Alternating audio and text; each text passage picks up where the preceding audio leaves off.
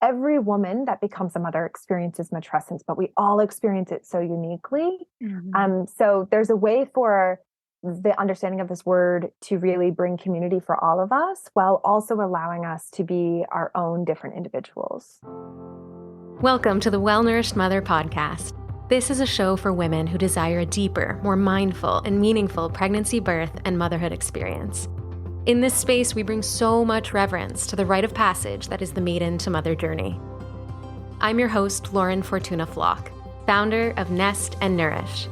I'm an ex-nurse turned birth worker, holistic nutritionist, and somatic coaching student with a fiery passion for birth prep and motherhood prep that blends the head and the heart. Join me for inspiring conversations with experts, mothers, and all-around badass wise women, exploring all the ways we can nourish ourselves, body, mind, and heart, in pregnancy, birth, and motherhood. This space will help you cultivate the knowledge, practices, and resources you need to be the most embodied, vibrant, authentic, intuitive, and well-nourished mother you deserve to be. So welcome. Let's do this. Welcome back to episode 6. Thank you for tuning in. You know, motherhood has truly been the biggest catalyst for change in my life. I feel like I've emerged and continue to emerge as my truest self, my most authentic self, healing old wounds that kept me small, and really leaning into the transformation that becoming a mother really is. It feels like, in a lot of ways, a little death. You're leaving behind old parts of you. But having an understanding of this word or concept of matrescence has helped me so much. So in this episode, we're going to hear all about what this is, what is matrescence, because while I know this term is becoming more and more popular, there are still women who, of course, don't know what this word means or what this concept means. And like I said, I really believe that having an understanding of this can make the transition from maiden to mother so much easier, or even from mother to mother, you know, even if it's just if you're going from one child to two and you've already kind of been through this once, this really does kind of give language to the intense transformation and change that's happening. So today I am talking to Chelsea Robinson, licensed clinical social worker. She is a motherhood therapist, matrescence coach, village builder, and founder of Mama's Modern Village. With over 10 years of experience in the field of mental health, she supports women on their motherhood journey and at the intersection of modern motherhood culture and a woman's matrescence, her transition from woman to mother. Chelsea is not a parenting expert. Rather, she's an expert on the mama whose work centers on bringing the mother back into focus. Chelsea has created Becoming Mama, a 12-week program designed to support women all along their motherhood journey in decreasing their burnout, stress, and overwhelm while increasing their confidence, joy, and understanding of their matrescence. I can't wait to share this chat with you, so let's get right into it. I'm wondering if we can start by if you could tell us a little bit about yourself, the work that you do, and what lights you up in the world. Oh, I love that. Absolutely. Well, thank you so much for having me. So I am a licensed clinical social worker, and I specifically focus on supporting mothers all throughout their motherhood journey. But I take a really unique approach in that I work kind of at the intersection of a woman's matrescence, which is her profound transition from woman to mother. And also at the intersection of modern motherhood culture. So really looking at the impact of mothering in our current culture with the systems that we have set up that support or do not support us. And what lights me up in the world, goodness, I am a mother myself. So being a mom and, running around all day and chasing them and playing with them definitely lights me up. And the work that I do, quite honestly, after I became a mom, I think I had this whole new passion inside to be part of this modern day renaissance where we can really look at supporting women and mothers in a really more holistic lens into all that they want to become in all the different facets of their life. I love that. I love that, the Renaissance. Yeah. I love that idea. Yeah. Yeah. I love what you said about that intersection between, matrescence and and, you know, modern motherhood culture, because yeah, they do go hand in hand, right? And they affect each other. So Absolutely. before we really dive in on this topic, a question that I love asking all my guests is, can you share a word or phrase to describe your current season or phase of motherhood? Oh, I love this. Um, I think I would say I'm in between. Mm. So I have a almost 6-year old, and then I have a 8-month old. So I feel like that age gap puts me kind of in between the not necessarily, 100% all into that baby infant stage. And nor can I be completely involved in like a school aged kid mom time of my life. So I'm juggling them both, and I find that I'm often like bumping up against myself. I just might have exited one. I'm trying to think one developmental milestone for my almost 6-year old, and then I'm back to diapers in another, and like waking up periodically throughout the night. So I definitely feel that I'm in between. Hmm. Yeah, you're like deep in, you Yes, know, your second matrescence, really, right? So this is a absolutely. yeah. So I'm really excited to hear what you have to share with us about this topic. So let's bring it back to really basics. You kind of started to describe, you know, to define what matrescence is there, but can you explain this word or this concept of matrescence for, especially for those who maybe still have not never heard this word before? Of course. So, matrescence was first coined in 1973 by a medical anthropologist, Dana Raphael, and since has been really revived by Dr. Athen at Columbia University, who has dedicated so much of her career to really understanding and bringing back into focus the mother. And so, this concept really is at the root of her studies, and it is defined as the profound transition from woman to mother that impacts a mother in every area of her life. So, biologically, socially, psychologically, economically, it's everything about her life that all of a sudden begins to shift. Her values change, the priorities she has, how she views herself in relationship to the world, often really looking at her identity as a mother, and then also more holistically as a woman. And what I'm really excited about is Dr. Athen and Allison Davis have just um, really developed a new lens to view matrescence through, and that is more of an ecocentric framework. So it's looking at the mother's experience of matrescence through her connection to nature and to Mother Earth and the world. And I think that that just adds a whole other kind of layer and deepening understanding of what we see when we see a mother in her tending to her children, and her experience of what it means to be a mother and mothering in our current world. Wow. The that ecocentric framework, that's so fascinating that they're focusing on that. Yeah. We'll have to maybe jump back into that in a Sure. minute, but backing up to just yeah, the definition of this word, you know, for myself, I think just realizing that this had language that I could use Yeah. to describe it, just having that was enough to help me kind of be more gentle with myself. Like I have a 2-year old, so I'm, you know, 2 years into this whole matrescence thing. But how else does understanding this term or this idea help mothers in your experience? Thank you for sharing that, because I think that that's really what it can do is finally help women feel validated and almost see themselves in a brand new light. It can be hard to put into words our experience of becoming a mother. Not to mention there's, a lot of expectation around what we quote should be feeling and how we should be experiencing it. And majority of mothers feel kind of ambivalent in their experience, neither really loving all of it nor, hating it. But they are in this place themselves of just in between that spectrum.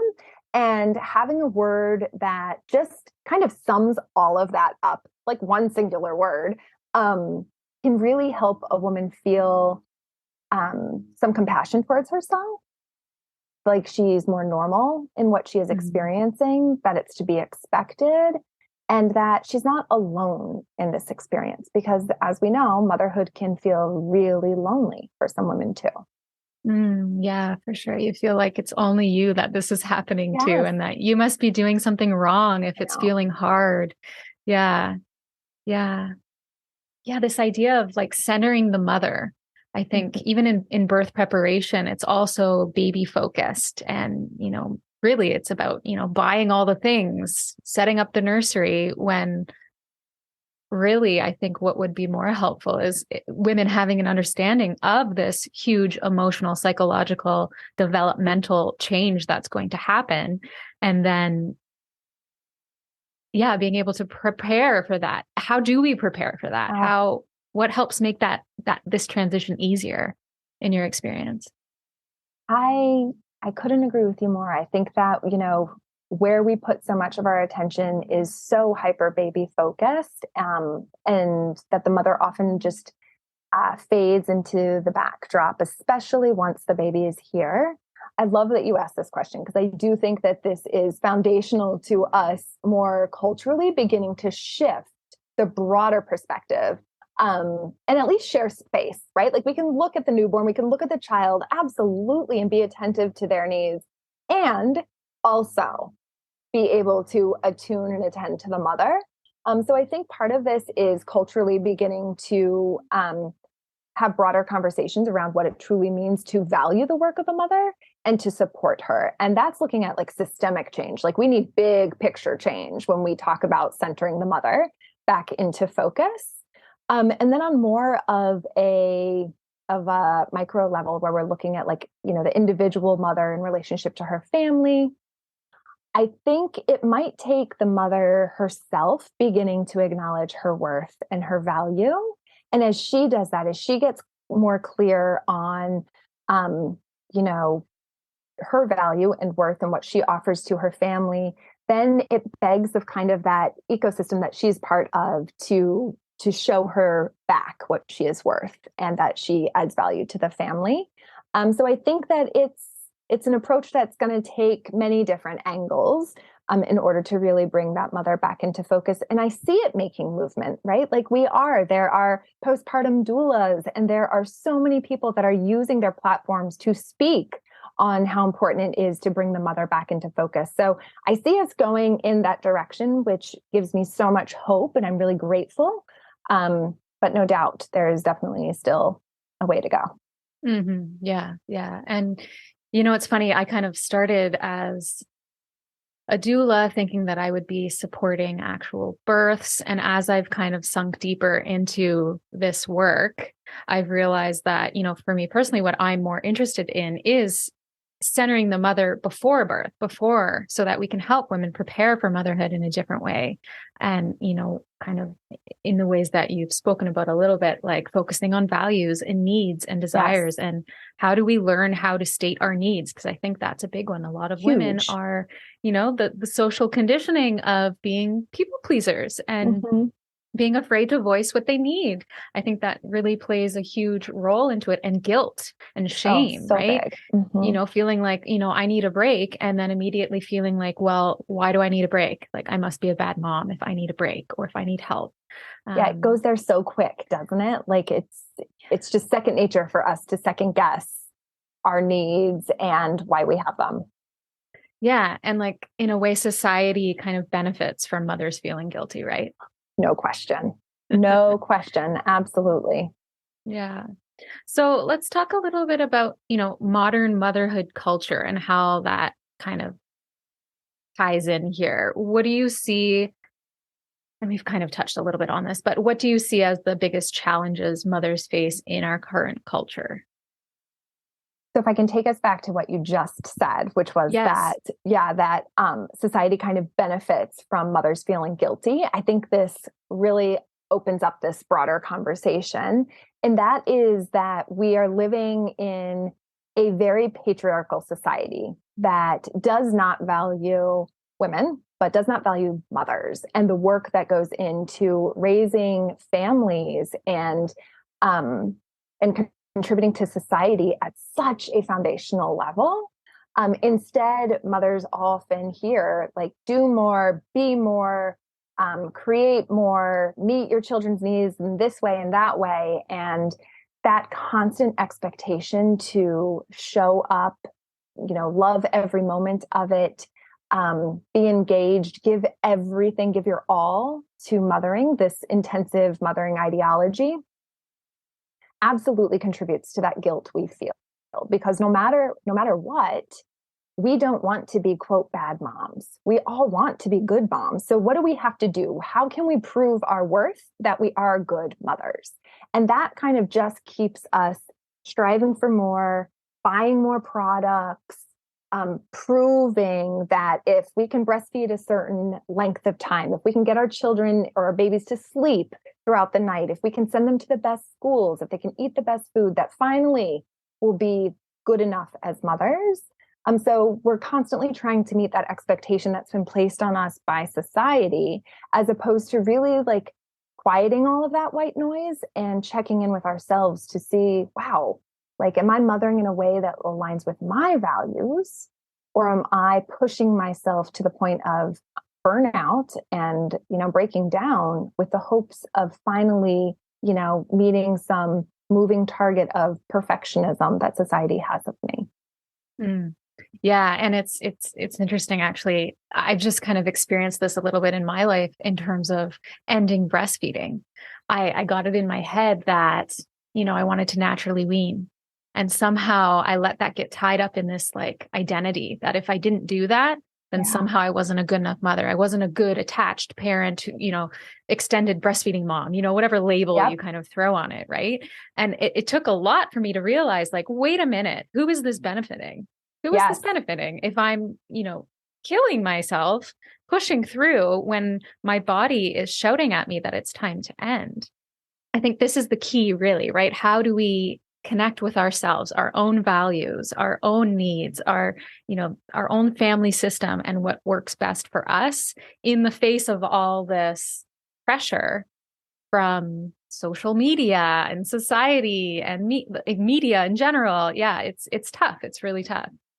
It's so tough. No, I can relate to, and I know so many of the mothers that I support would be like, yes, that's what my experience has been too, that I like push myself to a breaking point because I've been told, that this is what I should do. Breastfeeding is a really big one, and it feels kind of controversial to even have this conversation right here. Yeah. But I think we should. And that is that so many mothers believe that, like, if they don't breastfeed, even if they pump, let alone do formula, like, they're not meeting that expectation of what a woman and a good mother does. And then it keeps going from there, right? Like, they push themselves through pain, through heartache, through just a lack of enjoyment in that process to meet like that deadline of 2 years, as if something great happens once we've arrived there. Yeah. Yeah. You get a trophy or something. Yeah. Yeah, absolutely. And it does. It's at the cost of so many mothers' mental health and how they can show up for their children and the joy that they find in their mothering experience. Mm-hmm. Mm-hmm. And now I know that in your practice, you treat women with postpartum mood disorders. Is that correct?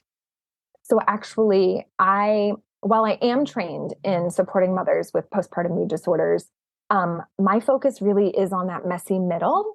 So if you look at matrescence more on a continuum, where at one end of the spectrum, we have the mothers that would meet the diagnostic criteria for postpartum mood disorders and or any other clinical diagnosis if they're outside that first year postpartum. And then at the other end of the spectrum, you have the mothers that are just simply thriving in motherhood and love everything about it.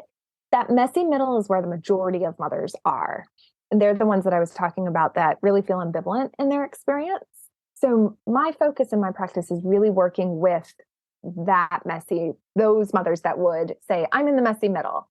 I don't necessarily meet the criteria for any clinical diagnosis, but I'm not loving everything there is to love about this either. Plus, I'm questioning who am I throughout this process too. So that's really where my focus is. Yeah, the messy middle. I like Yes. that way of kind of describing it. How do you support mothers in the messy middle? Like what helps in in these situations? So I think education is a really big piece, right? And just like you said, when you learned the word matrescence, you felt such grace for yourself and like compassion. And all of a sudden, there was a word to describe your experience. So I think that education is honestly a really big aspect of a mother feeling more confident in her experience. And so I do a lot of education on the concept of matrescence, as well as what it means to mother in our current culture. Um, I do not believe that we can sit here anymore and be like, well, practice self care and maybe you'll finally feel different. Or, like, do more inner work, make that commitment to yourself and to your family. And finally, like, your experience of mothering in our current culture, will it be different? We need like big picture, big system change before I think we can start prescribing self care as the fix to so much of what mothers' experiences are. Um, so education is foundational in the work that I provide. And then it is also, as you said, it's doing a lot of that identity work where we're looking at who was I, who am I, and who do I want to become? And inherent in that is looking at their social support circles. It's looking at their values, boundaries, asserting their wants, needs, and desires for themselves. It's helping them hone in on their maternal values. How do they want to tend to their kids? Um, and then it's also really helping them find a way to slow down. And that's so hard for women and mothers. But that is essential in our mothering experience. We're meant to, mother together and not alone. So finding opportunities for mothers to connect with other mothers can also be a really huge aspect in supporting them in their messy middle. Yeah, I find, even friendships change, right? And not Oh, to say yes. that, I left behind all the friends that are childless. No, but I've certainly gotten closer with the friends that do have children, especially who are in a very similar stage as me with an almost, around 2 years old. It's been, I think that's been one of the most helpful pieces for me through it all is having someone to vent to share the joys with, to just share it all and have them truly understand and celebrate and, you know, yeah, celebrate with me and cry with me. And All of yeah, I think it. that's, yeah, it's been one of the key pieces. And it makes me really sad to think that some people don't have even one friend like that. Yeah, no question. I think that you're talking to the need for other women to really bear witness and see another woman in her becoming. Hmm. It is a rite of passage, and it's not practiced that way in our current culture. But this is a huge human developmental milestone, and there needs to be something that marks this momentous time for a woman in her development. And without it, it's just like, go on, get on with your life now. Like nothing happened. When the reality is like, whoa, my life has been completely unhinged. I'm feeling really disoriented and lost. And I believe that feeling lost in our matrescence is almost a necessary aspect to us really kind of rediscovering who it is we want to be in the world and how we want to relate in the world. Um, but part of kind of us grabbing a hold of that version of who we want to become, we need other mothers to see us in that. And I love that you said to vent to cry to celebrate with, to laugh with. Like they need to see all of it. Um, Hmm. it's necessary. Yeah. Yeah. So this idea that it's a rite of passage, it is. And in a rite of passage, There need to be people in your community that can kind of hold you while Yes. you dive into that underworld so that Yep. that there's people there kind of holding it together for you and that it's safe for you to dive deep and get lost Oh, and, I love that. Yep. unravel so that when you come back, you reemerge, there's people that can bear witness to that, kind of like you said. Yeah. So beautifully put. Yeah. And I wonder how the lack of this contributes to mental illness, right? Like I can see how not having, feeling so confused and like you've lost yourself and all of the feelings that come along with matrescence, I can see how it could very easily, you know, for some people lead you down a path to maybe a clinical diagnosis if you don't have that support, right? No question, no question. It's so easy for us without that support to really internalize these thoughts and feelings of, I'm a failure, I'm not good enough, I'm a bad mom. And without that support to kind of act almost as like checks and balances and be like, whoa, I hear you. Like it is really this hard. It's because of X, Y, and Z. And these are the things I can do to support you. Like without that, it's so isolating, so lonely. And a mother then is left to kind of try to figure it out on her own. Mm-hmm. And biologically, we're not designed to be so live in such isolated lives and be so hyper independent. We are meant to be in community with one another, and that's how we're hardwired. We are hardwired to help meet one another's needs. Mm-hmm. Um, and without that, she it's so there's no barriers to preventing her from slipping down that very steep slope. Um, and and then again, right? Then you bump up against the shame of this Mm-hmm. is so hard. There must be something wrong with me. I can't ask for help because then I'm admitting that I am a failure. And so that's just another barrier then that's going to potentially prevent a mother from reaching out for help. So if she wasn't already isolated, then we've added these barriers of shame that prevent her from reaching out for help yet once again. Mm-hmm. Yeah. Yeah. And the what's popping up in my head is grief and how grief plays a role in this and how grief shows up in postpartum and in the process of matrescence, grieving your old self. No one talks about that. No one really prepares you for that grief. And I know for myself, I feel like having an understanding of matrescence, that grief for me was a lot smaller or easier to manage, knowing that like the image that's popping in my head is like a cocoon. Like I knew Yes. I was in a cocoon and I knew that I would, come out the other end as a butterfly, but I don't know why I knew that. And I don't know why for some women that's harder to grasp. Do you know what I mean?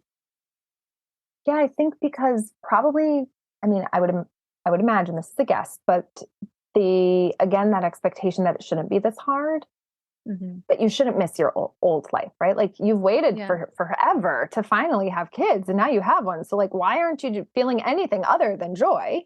Mm-hmm. Kind of those thoughts and those expectations and assumptions that are placed on mothers. It Grief is such a huge aspect of our matrescence. You know, it is a shedding kind of that like old self. Um, and and coming into this new or however anyone wants to identify, who they are becoming. Um, it does require that we go there, that we go into that darker side, that shadow side, and experience what it means to let some aspects of that version of you go.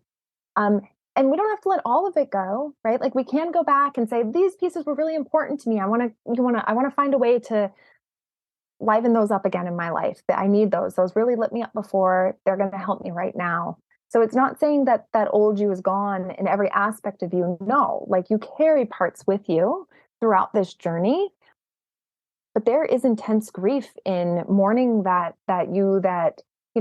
existed when you were a mom of one and now you're becoming a mom of two, or your career and how hard so many women have worked to like crush their career, putting off having kids. And then they finally have kids and they're really like so much grief around their career, the relationship with our partner that's changed, right? Like all of these Mhm. areas in one's matrescence that are only made more complicated by the grief.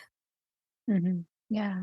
And I feel like once we can grieve, the old or the prior version, I feel like it makes it easier to really kind of almost get excited about the Yeah, new version and how all the pieces, will fall into place and fit together in this new world that you're in now. I love that. I see that most definitely, right? Like you can take those pieces with you. Like it's not as if Yeah. like we're casting away that version. That is definitely a huge part of you. That is your story. That is how you became who you are today. It's just Mhm. now that there's this new chapter that you've begun and you have to get to know the you that you are becoming. Mhm. Yeah. I think a lot of this idea of, grieving your old self. I think a lot of it ties into this idea of like bounce back culture, like Yeah. especially in terms of body image, like you have to look exactly the same that you did before you carried a 9-pound baby in your belly, which is Yes. just ridiculous. But yeah, I think that really kind of plays with your head a lot in terms of body image, right? This idea that you should just look exactly the same as if nothing has happened. Oh, absolutely. I think that, that's just another one of those shoulds, right? That Mm. keeps a mother feeling not good enough, that she can't just bounce back or that her body is failing, right? That's a narrative too, that my body is failing me. My body can't breastfeed like I thought it would. My body won't lose the weight like I thought it would. Um, so there we have that theme of failure in motherhood again. I think that our body though can almost act as like a physical representation of our matrescence. So when Mm. we look in the mirror and we're like, who is this? Who is this person I'm seeing? I don't recognize her anymore. Like she's got wrinkles, she's got, acne, her hair is falling out. Like who is this woman I see? This isn't me. That reflection really signifies the many ways that you have changed, right? It's just now we're able to see it instead of always being in our thoughts and in our heart of how we've changed. So, so really finding ways of, I'll say like, to stop trying to fit into those pre-motherhood clothes. Like, let's go buy yourself if you can afford it. Let's go get you some new clothes that really make you feel confident in the body you have right here, right now. Mhm. Um, and doing whatever we can, making small shifts in that relationship to our body, um, I think, yeah, also can really help in one's full experience of their matrescence.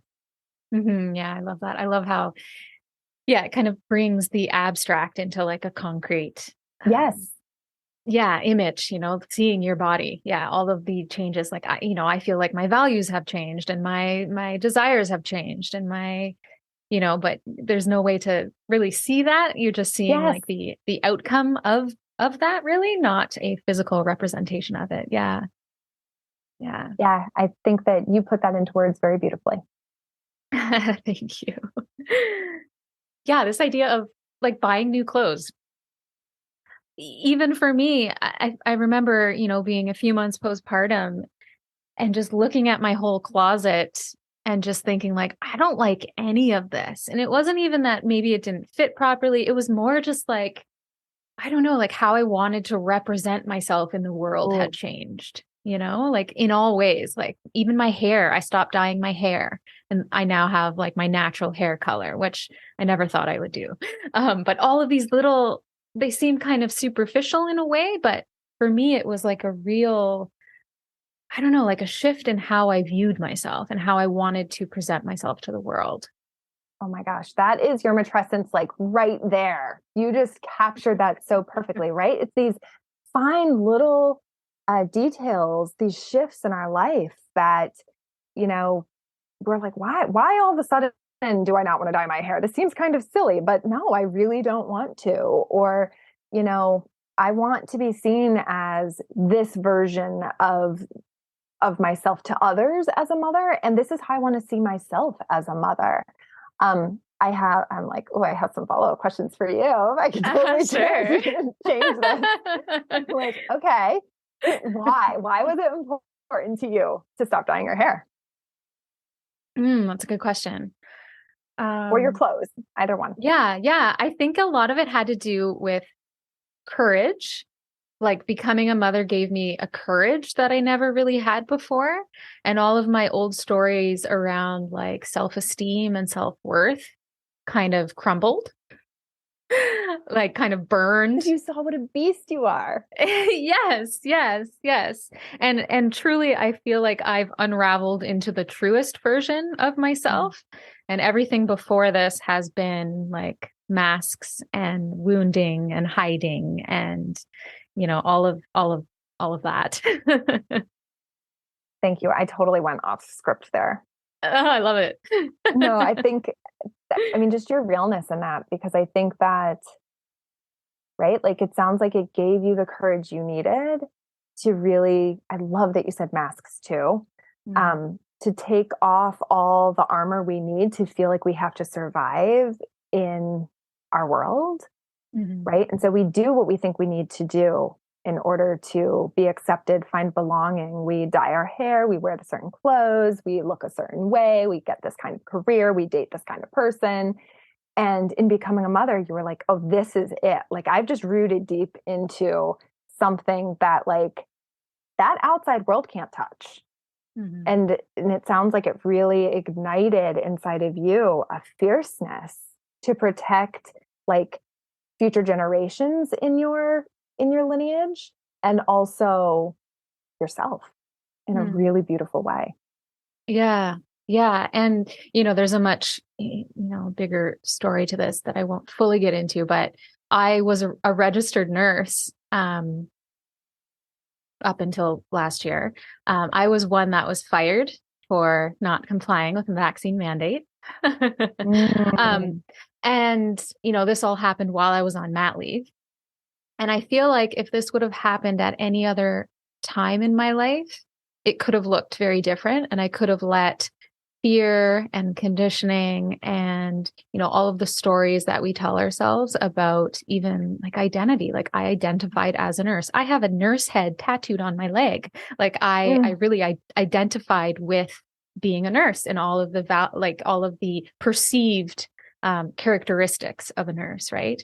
yes. So not only was I dealing with matrescence, but then I was dealing with, the idea of losing my job, and then that led me to giving up my license in general. I came to a place where it just did not fit anymore. I should say that I didn't fit into that box anymore. Yes. And yeah, so it was a massive identity crisis in the middle there, like in that messy middle. No question. Yeah. And like I said, I kind of feel like if it was at any other time in my life, I perhaps would have made a different decision against my own values and against my intuition, for fear of, disappointing Right. somebody. Right. And now the only person I don't want to disappoint is me and my daughter and my husband and our family. Like nothing else matters anymore. Yeah. Wow, you're so deeply rooted in yourself and in those values. And that sounds like such like you went through transition or transformation while also undergoing this much deeper matrescence. So yeah, your world must have come unraveled in so many different ways. But amidst that, right? Like you went deep, deep, deep down and then Mhm. you emerge so much more. I'm hearing you like deeply rooted, strong in that sense of self and a a renewed commitment to who you Yeah. are. And it was not easy. Like this was this Oh, was question. a struggle. There was anxiety. It felt like a death. Like it really did. I felt like an old version of myself literally dying. And that's just like in terms of being a nurse. That Yes. that wasn't even like the whole matrescence part of it. It was like layers on layers of shit. Like Yes. it was really, really hard. But yeah, I feel like again, like having this understanding that matrescence exists and that Yeah, this is, a normal process. A lot of the feelings I was having, just having that knowing really truly helped me. Yeah, kind of get through it and trust that it would be okay. absolutely. Yeah. Yes. No question. No question. And I think, knowing that about yourself, knowing that that was kind of like that first, maybe your first cycle through that experience, or maybe the first 2 years postpartum, your matrescence never ends. Really, it Mhm. just continues your entire life long. And so now you kind of have this understanding of this is how I cycle through these new seasons or of my matrescence. And so, however, whatever new developmental milestone maybe your 2-year-old hits next, or if you feel a big change coming in you, either your career, and how you're mothering, anything like that, right? We can then begin to anticipate what that means for us. So knowing that grief now is going to be an inherent part of your matrescence journey, right? And you'll bounce into that part again, knowing at some point that you will be asked to kind of really go deep again into maybe more of that shadow side, or that darker aspect, or be in between these two selves, or question who Mhm. you are again. Like, Mhm. all of this will repeat itself many times now that you're a mother, as your child grows and you grow. Yeah, and this is kind of why I like asking that question at the beginning. Like, can you share a word or phrase for your current season of motherhood, of matrescence, really? Because Yeah, yeah, it does shift and change, and it's so fascinating to hear people's answers. And I think just hearing the different answers is very like validating in itself. absolutely, absolutely. And then also probably really opens up perspective to see how other women view their season of motherhood, or how they would describe where they're at. Again, right? Like, every woman that becomes a mother experiences matrescence, but we all experience it so uniquely. Mhm. So there's a way for the understanding of this word to really bring community for all of us, while also allowing us to be our own different individuals. Yeah. Yeah, and I think in the world of like social media and comparing yourself to, some random woman with a million followers on Instagram, it's so easy to forget that you are having your own individual experience, and the most important piece, I think, and I'm sure you agree, is that you are staying true to your own values, your own needs, your own, like, I feel like this is the work, right? This is what women need, is like figuring out how to connect with that part and how to kind of ignore all the chatter around Agreed. us about what's best and what's right. And, Agreed. I mean, it began so young for us, right? Like, we were told that this is what it means to be a good girl, and this is what it means to be like the most beautiful, perfect, college student, and this is what it means to get a career, and this is how you should live your life. And like, mhm, we haven't had the opportunity to really, get off that rat race and be like, oh, wait, hold on. What's best for me? What mhm, decisions, do I want to make that are truly intentional and aligned with what's most important for me, and what I want for my family? yeah. And like, I have a daughter, and I just think about all the time, like, how do I protect her from this? How do I help her kind of experience this younger, where it took me into my 30s I to know. figure this out. But I also understand that it's, I'm sure, happening at the perfect timing for me. But do you know what I mean? Oh, absolutely, absolutely. And I'm hopeful, right? Because there are, well, social media, I have there's pros and cons to everything. And with Yeah. social media, there is too, right?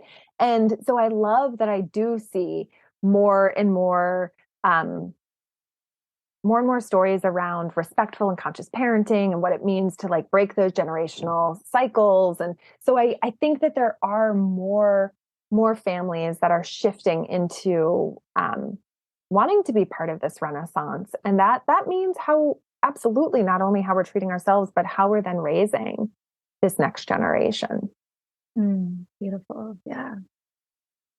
Chelsea, is there anything else that's coming up for you that you'd like to share about this broad topic, or any of the little tangents we've gone on? Oh my goodness. I'm sure as soon as we get off, I'll be like, yes, this one. I mean, I think we've really brought home the need for mothers to kind of check check in with themselves, identify their own values, um, and really get clear with being able to name their needs. I think that's a absolutely like that's matrescence 101 right there. Like what can you do to hone in on who it is that you are and what you want for yourself and for your children, and making sure that there is no shame in reaching out for support. Like we are Mhm. meant to be mothering with one another. And so reach out. And oftentimes I think, we're scared of what that person's gonna say. We're worried that they'll reject us or that, we'll feel like maybe we're a burden to them. But Mhm. gosh, more often than not, people want to help. Mhm. Oh, they want to sit down and talk to you and support you or drop off food or whatever it is. So there's no shame in it in reaching out for support. Mhm. And in our last kind of few minutes here, I'm wondering, I feel like I read a blog post or something of yours about how to kind of determine your values. Did I make this up? No, no, I did I make this up? No, I think there is a blog. It was probably written, gosh, it was probably written maybe a year or so ago. But I can also like send you if you I don't know if you can hyperlink. I can send you like a worksheet or something to Mm. help mothers be able to hone in on what their values are, and a really neat exercise too that they could do would be once they identify what those values are, is to make like a family, almost like a family crest, right? So, and they can hang it up in their dining room, they can hang it up in their living room, but be like, these are the values maybe that I and, my partner have agreed upon that are the ones that we make decisions for our family based off of these values. And have an artistic display of them that can serve as like a daily reminder, because it is so easy for us to get swept up and into the larger, more cultural expectations of us. So if there's a way to like bring it front and center in your home, so that it is that gentle reminder of, oh yes, this is how I can live my life aligned by my values. Here they are. Mhm. Is a really fun exercise and creative exercise. Mm. Yeah, that's great. Thank you. Yeah, a worksheet yeah, if you've got something like that, that would be amazing to share. You got it. Yeah. Yeah, thank you. Okay, well, Chelsea, thank you so much. This has been really fun. Yes. And where can we find you if we want to connect? So I am on Instagram at Mama's Modern Village. And then my website is mamasmodernvillage.com. That was such a fun episode to record. I really try to keep editing to a minimum in these episodes, mainly just removing long pauses and making sure it flows well. But this time I did remove about a 5-minute long back and forth between Chelsea and I, where we both actually kind of forgot what we were talking about. We had some really, really good belly laughs about it and helped make each other feel better and have compassion for ourselves for being hardworking mothers with a million things on our minds. Maybe if you're lucky, I'll share a little blooper reel at some point. But anyway, I hope this episode gave you a starting off point to go learn more about matrescence. There are some amazing resources out there, and I truly believe that understanding this concept makes the transition easier. It allows you to have compassion for yourself as you navigate this major transition in all aspects of your life and identity. Like we just mentioned in the episode, Chelsea has created a worksheet for you to help get clear on what your values are, especially in matrescence when everything is shifting and changing and feels like it's burning down and re-emerging. Consciously taking the time to think about your values can be so helpful and really nourishing and really help guide you to make decisions that are truly in line with those values, to live your life aligned with your values. So check the show notes for links to connect with Chelsea and for a link to Chelsea's Values Clarifying Exercise Worksheet. As always, come join the conversation over on Instagram at nestandnourish_. I'd love to hear what you thought about this episode. All right, see you next time.